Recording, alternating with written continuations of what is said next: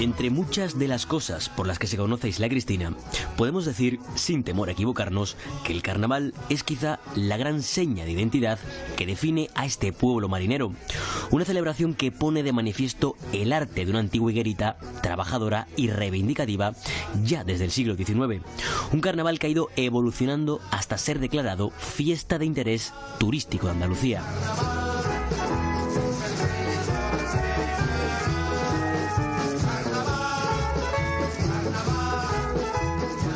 El carnaval de Isla Cristina viene casi desde su fundación como colonia catalana de pescadores.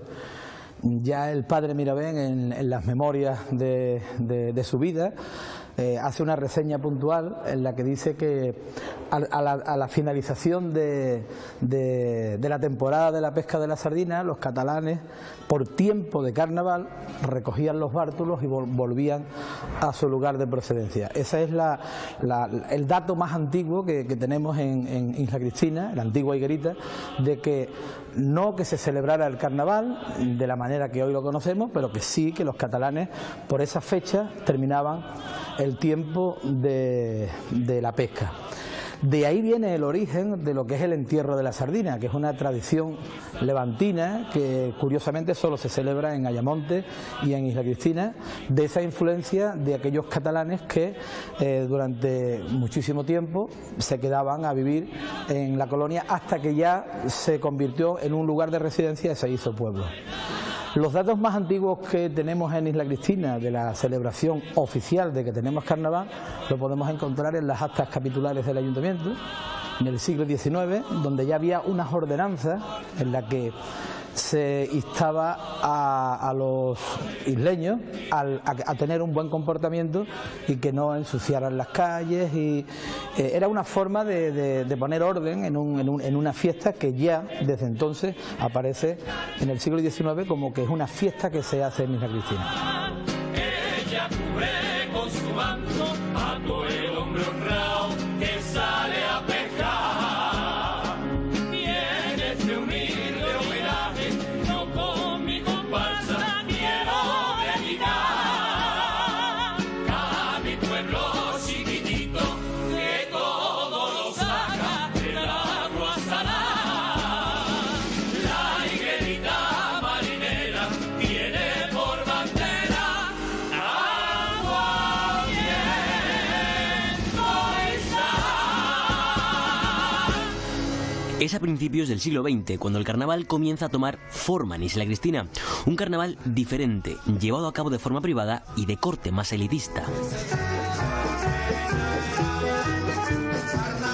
La agrupación más antiguas que hemos podido encontrar, las tiras, que son lo que hoy son los cancioneros, son de coros y comparsas que venían celebrándose. La más antigua que yo he visto es de 1910, pero no quita que anteriormente, en 1910, ya se vinieran celebrando. El carnaval de antiguo no es un carnaval como el de hoy, no podemos hacerlo al igual porque no tiene nada que ver. Era un carnaval diferente, pero siempre ha tenido un componente musical muy importante. Había una comunicación muy grande con Cádiz y con Portugal. La zona del Algarve portugués ha sido muy importante para la influencia en nuestra fiesta. De hecho, venían a participar muchos de esos grupos a Isla Cristina sin haber concurso y luego con concurso. Hay que entender que en Isla Cristina había varios teatros, el Salón Circo Victoria, el Salón Bruguera, el Salón Flores, donde se hacían concursos de agrupaciones de una forma privada. Nunca el ayuntamiento estuvo en la organización de lo que eran los grupos de carnaval.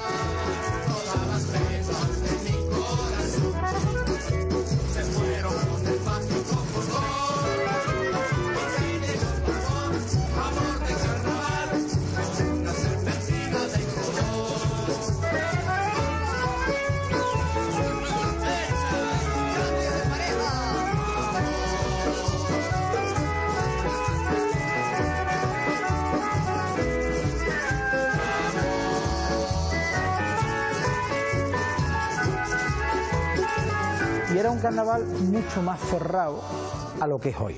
Hoy tenemos un carnaval mucho más popular, más del pueblo. Antes el carnaval siempre fue un poco más elitista, ¿eh? La clase más noble de la localidad participaban en aquellos bailes de disfraces, donde había una orquesta que tocaba, se premiaban a los que se disfrazaban, y el carnaval, como digo antes, no era como hoy, sino que se celebraba lo que era el domingo de carnaval, el lunes, el martes y el miércoles de ceniza, que era la finalización del carnaval.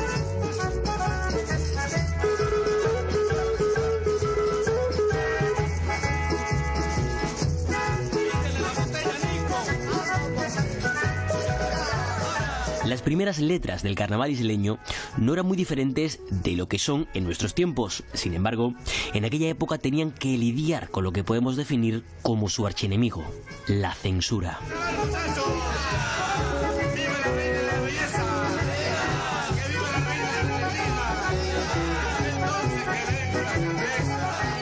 La mentalidad política de aquellos tiempos no es la de hoy. Incluso la Iglesia tenía un componente importante a la hora de que se midiera lo que se decía. Es decir, la libertad que hemos adquirido desde la transición española hasta 2022 no tiene nada que ver, lógicamente, con lo que se vivía antiguamente. Y como te decía, las letras, pues plasman todo, acontecimientos como por ejemplo la guerra de Anual, que se celebró en Marruecos contra España, así, todo es en las letras de carnaval es un periódico vivo del pueblo, además sin ideología, porque no va dirigido. Hay agrupaciones de diferentes mentalidades en los autores y cada uno escribe lo que piensa.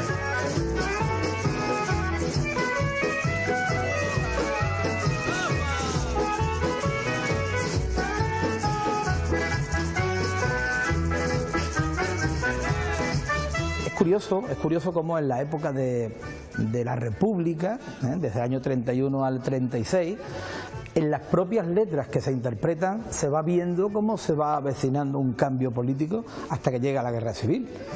El pueblo lo canta, sí, la batalla el levantamiento de Asturias, ¿no? De la revolución de Asturias, eso se plasma en las letras, el levantamiento de Casas Viejas se levanta en las letras, sí, todo eso nos va diciendo que el 36 fue un año muy complicado, que se celebró carnaval y hay algunas letras que fueron incluso censuradas en el 35 por la propia República, que no dejó que se cantaran. Lo que pasa que después el pueblo las ha interpretado en la calle y algunas se han perdido lógicamente, pero otras se han podido recuperar.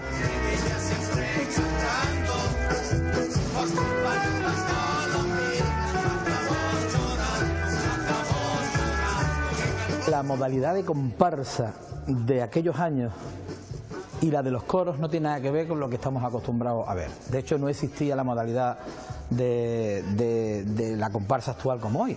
Es decir, las comparsas eran coros, para que los oyentes lo puedan entender, casi como los campanilleros, no llevaban instrumentos, eran grupos de un nivel cultural más bajo. Estaba compuesto por los tíos del saco, que se le llamaban, que eran hombres que descargaban los barcos en el muelle, y en esa etapa hubieron dos directores que fueron fundamentales. Fue Diego Rodríguez el Mellizo y Clemente, que rivalizaban. Cuentan las crónicas que se cruzaban las dos comparsas y discutían, y hubo momentos que hasta se enfrentaban, ¿no? Hasta eso llegaba la rivalidad de los carnavales antiguos.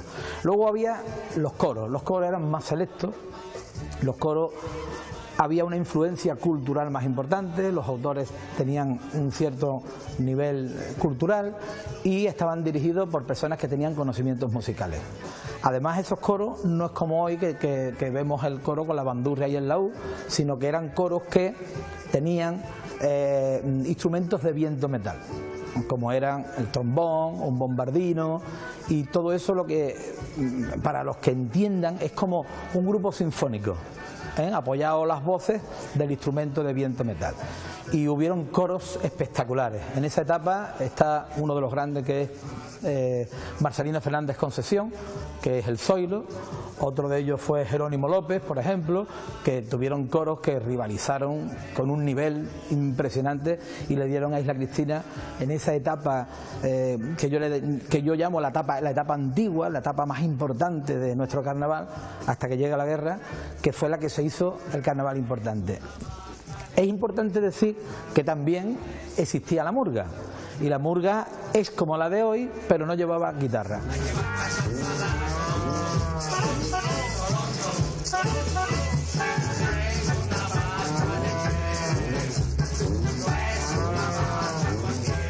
La guerra civil fue una etapa oscura para toda una España que se quebraba, donde, como resulta obvio, el carnaval quedó herido de gravedad. No fue hasta 1968 cuando por fin comenzaron a sentarse unas bases firmes del carnaval en Isla Cristina.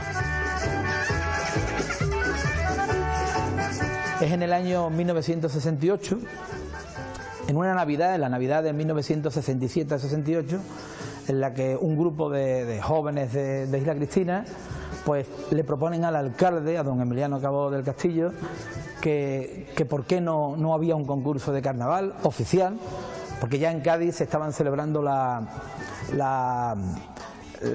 carnaval con un nombre que era, no recuerdo, aquí fueron fiestas típicas de invierno, ¿sabes? Y en Cádiz se le llamó fiesta, no recuerdo el nombre ahora mismo, no se me viene a la mente. Pero el alcalde de aquel momento entiende perfectamente lo que le están pidiendo los jóvenes de la época, ¿no?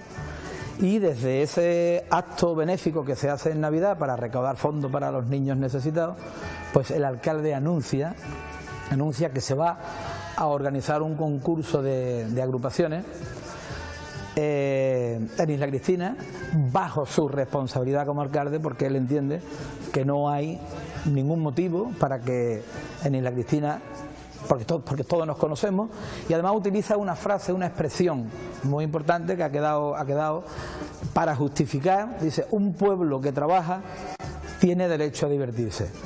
Y en febrero de ese mismo año, que no hubo casi tiempo de ensayar, desde Navidades hasta febrero, pues se presentaron un número importante ya de agrupaciones, que fue la semilla de que tengamos el carnaval contemporáneo que hoy tenemos.